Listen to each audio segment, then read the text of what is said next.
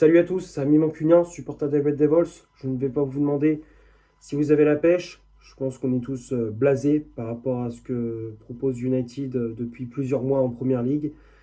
J'ai hâte que la saison se termine parce que c'est une saison qui est cauchemardesque. J'ai jamais vu United aussi bas, aussi nul, aussi déprimant.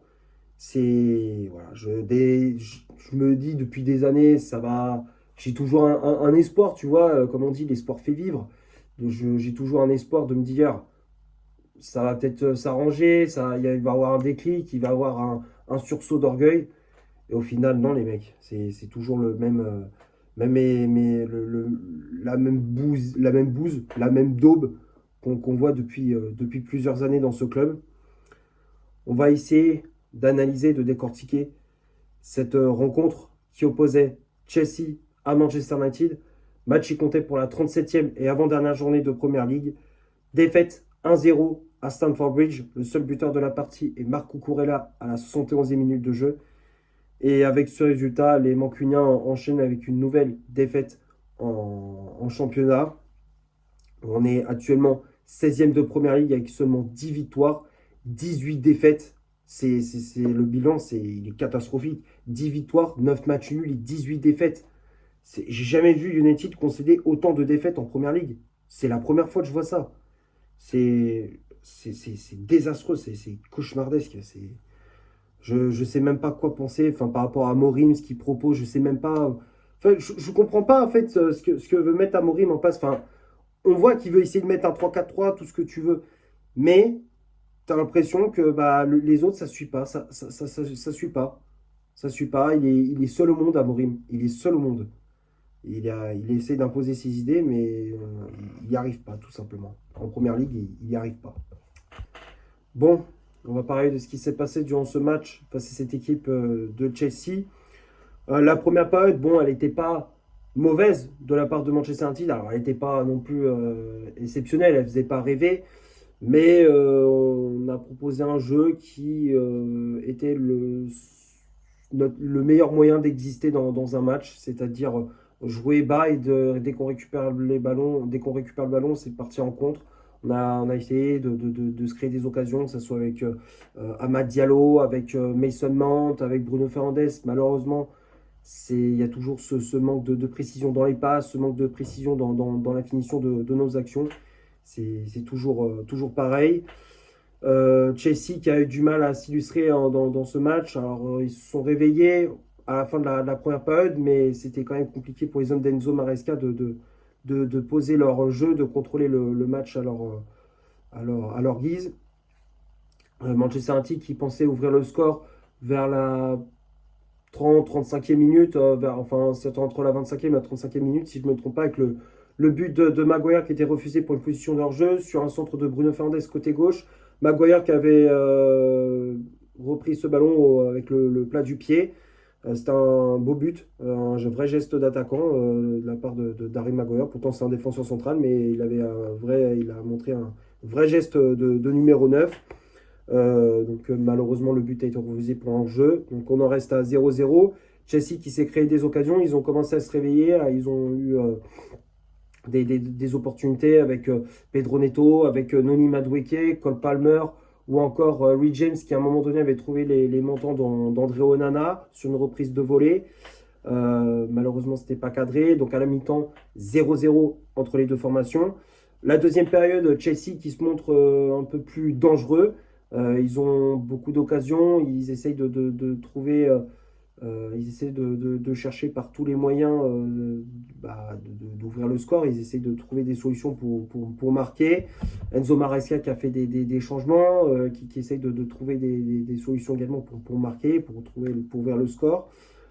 Du côté de Ruben Amorim, je ne vais pas dire qu'il a essayé de faire tourner l'effectif parce il a fait rentrer Ugarte, il a fait rentrer Garnacho pour apporter un peu plus de vitesse et un peu plus d'impact physique au milieu de terrain. Mais c'est insuffisant. C'est insuffisant. Malheureusement, on était pris par le jeu de Chelsea. Et il fallait attendre la 71e minute de jeu pour voir le seul but de la partie avec le but de Cucurella sur un dribble de Rhys James sur le côté droit. Rhys James qui a littéralement enrhumé Alejandro Garnacho qui manque cruellement d'agressivité. Et l'anglais qui centre pour Cucurella qui reprend de la tête, qui était seul au second poteau. Mazraoui qui est en retard. Onana resté sur ses appuis. Je ne sais pas s'il pouvait faire quelque chose, mais en tout cas, voilà, il s'encaisse une nouvelle fois un but. Chelsea qui mène 1-0. Alors United qui a essayé de réagir, mais c'est trop tard. À chaque fois, dès qu'on s'encaisse un but, mentalement, on coule. Mentalement, on coule. Et c'est pas rassurant avant la finale mercredi face à Tottenham en Ligue Europa. C'est pas rassurant parce que là, alors où je tourne la vidéo, on est lundi. Mercredi, c'est la finale face à Tottenham. Je suis vraiment pas rassuré. S'il y a 1-0, t'es pas foutu comment dire, justement de faire preuve de combativité en disant putain, on s'est encaissé un but, il faut absolument revenir. C'est même pas la peine de jouer la finale. Alors qu'en plus, tu es capable de faire ce genre de choses. On l'a bien vu en quart de finale de Ligue Europa face à Lyon. Tu étais mené 4-2 en prolongation et tu arrives à mettre 3 buts en 5 minutes.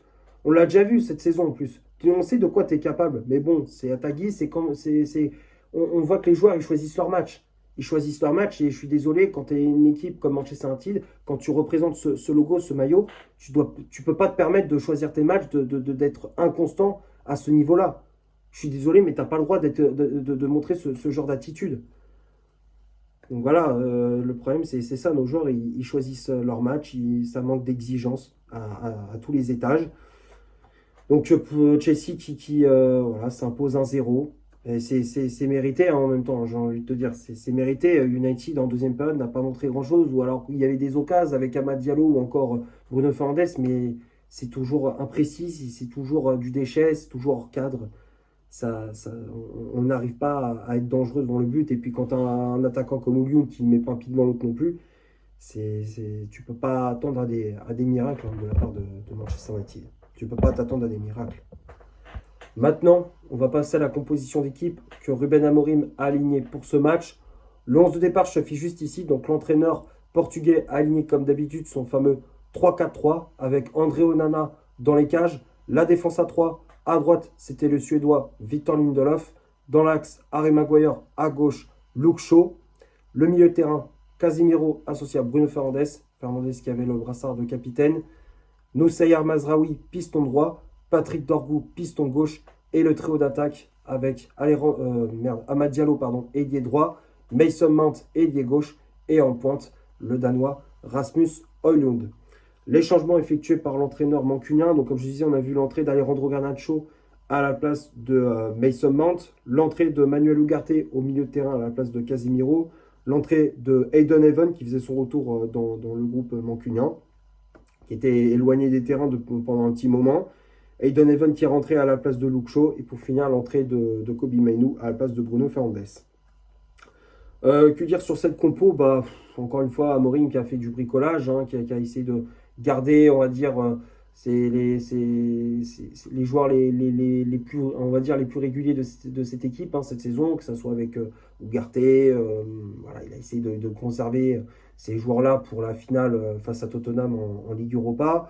Voilà, c'est comme d'habitude, Amorim qui essaye de trouver les meilleures positions pour les joueurs, qui essaie de trouver des solutions, mais c'est très compliqué pour lui. Alors, je ne dis pas que ce qu'il fait, c'est forcément bien. Il faut qu'à un moment donné, il prenne des décisions et qu'il trouve un 11 fixe, parce que depuis qu'il est arrivé, on n'a jamais un 11 fixe. Ça change tout le temps entre les blessures, les suspensions, comment dire, le niveau de certains joueurs. Je peux comprendre que ça soit très compliqué, mais à un moment donné, il faut aussi qu'il tranche dans ses choix.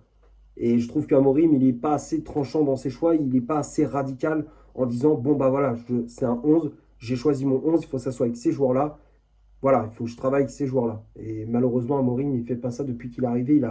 Il change tout le temps. Donc, du coup, l'équipe n'a pas de repères et les joueurs n'ont pas de repères non plus. C'est un tout, en fait. C'est un tout. C'est un ensemble de choses qui fait que United n'arrive pas à gagner ses matchs. C'est un ensemble de choses, en fait. On va passer maintenant du côté des statistiques de cette rencontre. On va commencer par Chelsea.